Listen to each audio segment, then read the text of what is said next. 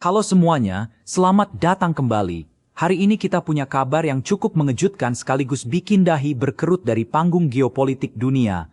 Kabar terbarunya, Iran akhirnya setuju dengan tawaran Amerika Serikat untuk melakukan gencatan senjata selama 2 pekan. Ya, kalian nggak salah dengar. 12 hari tanpa saling serang.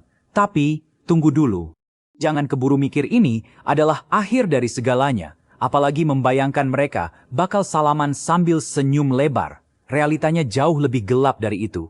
Kesepakatan ini diambil dengan satu catatan tebal, ketidakpercayaan yang sangat mendalam dari pihak Teheran terhadap Washington. Buat Iran, ini bukan soal berdamai, tapi soal kalkulasi taktis. Di tengah ketegangan yang udah sampai ke ubun-ubun, keputusan buat ngerem mendadak selama 14 hari ini memunculkan banyak banget pertanyaan di kepala kita. Apakah ini murni niat baik buat meredakan eskalasi atau cuma sekadar jeda buat ngisi ulang amunisi?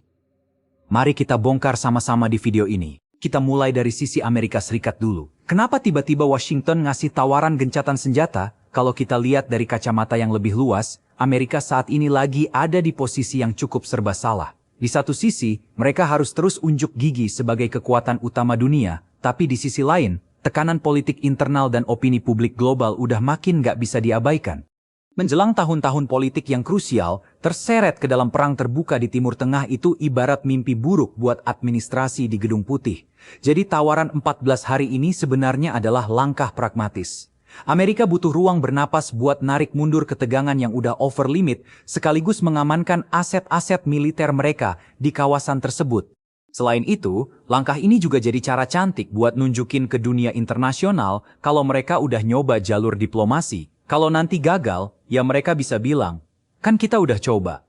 Strategi klasik kan? Nah, sekarang mari kita geser ke Teheran. Buat Iran, nerima tawaran dari Amerika itu bukan keputusan yang bisa diambil sambil ngopi santai. Ada perdebatan panas di internal mereka. Terus kenapa akhirnya mereka bilang iya?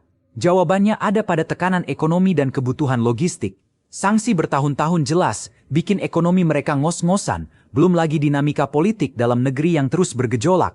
Gencatan senjata 2 pekan ini ngasih mereka waktu yang sangat berharga buat konsolidasi internal, mengatur ulang formasi pertahanan militer, dan mungkin sedikit mendinginkan suhu di jalanan Teheran. Tapi ingat, persetujuan ini keluar dari mulut yang giginya gemeretak nahan emosi. Elit politik dan militer Iran secara terbuka bilang kalau mereka sama sekali nggak percaya sama niat Amerika. Mereka menganggap ini cuma jebakan Batman buat bikin militer Iran lengah. Jadi meski di atas kertas mereka setuju buat berhenti saling tembak, tangan mereka tetap ada di atas tombol pelatuk. Terus apa yang sebenarnya bakal terjadi selama 14 hari masa jeda ini? Kalau kalian mikir wilayah Timur Tengah bakal tiba-tiba sepi dan damai kayak liburan akhir pekan, kalian salah besar. Gencatan senjata di era modern itu bukan berarti libur perang, tapi pindah medan tempur. Selama 2 pekan ini, perang intelijen justru bakal makin gila-gilaan. Drone pengintai bakal terus seliweran di udara, satelit-satelit mata-mata bakal kerja lembur nangkep setiap pergerakan sekecil apapun. Amerika pasti bakal pakai waktu ini buat melacak posisi logistik Iran, sementara Iran juga bakal sibuk memindahkan aset-aset vital mereka ke bunker-bunker bawah tanah yang lebih aman. Ini adalah permainan catur 4 dimensi. Di permukaan terlihat tenang, tapi di bawah meja, kedua belah pihak lagi sibuk nendang tulang kering lawannya. 14 hari ini adalah masa di mana kedua negara saling menatap tanpa berkedip, nunggu siapa yang bakal bikin kesalahan fatal duluan. Kenapa sih Iran sebegitu nggak percayanya sama Amerika? Well, kalau kita buka-buka lagi buku sejarah, trauma Iran ini punya alasan yang sangat kuat. Kita nggak perlu mundur terlalu jauh, cukup ingat aja kejadian tahun 2018. Waktu itu, Amerika Serikat secara sepihak keluar dari kesepakatan nuklir JCPOA. Padahal, Iran ngerasa udah nurutin semua syarat yang diminta komunitas internasional. Dikhianati dari sebuah perjanjian resmi bertaraf global, itu ninggalin luka diplomatik yang dalam banget. Momen itu jadi semacam validasi buat kelompok garis keras di Iran yang dari awal selalu bilang, tuh kan Amerika emang nggak bisa dipercaya. Pengalaman pahit ini bikin rezim di Teheran selalu berasumsi bahwa setiap tawaran dari Washington itu pasti punya udang di balik batu. Jadi, wajar aja kalau di kesepakatan 2 pekan ini, Iran pasang kuda-kuda paling maksimal. Mereka ngerasa lagi berhadapan sama entitas yang kapan aja bisa berubah pikiran dan menusuk dari belakang. Dampak dari gencatan senjata ini juga nggak cuma dirasain sama 2 negara itu aja, tapi bikin gelombang kejut ke seluruh kawasan Timur Tengah. Kalian harus ingat, Iran itu punya jaringan sekutu dan proksi yang tersebar luas, mulai dari Hizbullah di Lebanon, Houthi di Yaman, sampai milisi-milisi di Irak dan Suriah.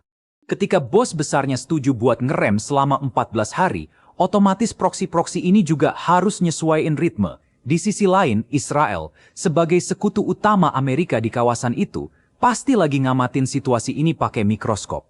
Jeda ini bisa jadi pedang bermata dua buat kawasan tersebut. Bisa jadi momen buat nurunin tensi secara permanen melalui jalur diplomasi pintu belakang, atau malah cuma jadi momen mengambil napas sebelum masuk ke ronde pertarungan yang jauh lebih brutal. Stabilitas di Timur Tengah itu rapuh banget, ibarat rumah kaca. Dan sekarang, semua orang lagi nahan napas, takut salah gerak sedikit aja, bisa bikin semuanya hancur berantakan. Pada akhirnya, pertanyaan terbesarnya adalah, apa yang bakal terjadi di hari ke-15 nanti? Apakah gencatan senjata ini bakal diperpanjang dan ngebuka jalan buat perundingan damai yang lebih permanen? Ataukah ini cuma sekadar calm before the storm, ketenangan sesaat sebelum badai konflik yang lebih mengerikan pecah?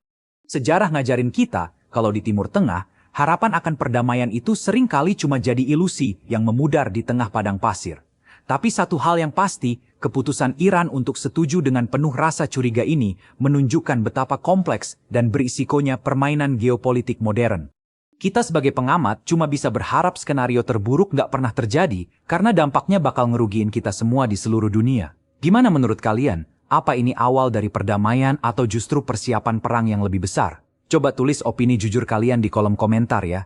Jangan lupa untuk subscribe, like, dan share video pada channel Pemuda Pos ini supaya kita bisa terus diskusi soal isu-isu panas global lainnya. Sampai jumpa!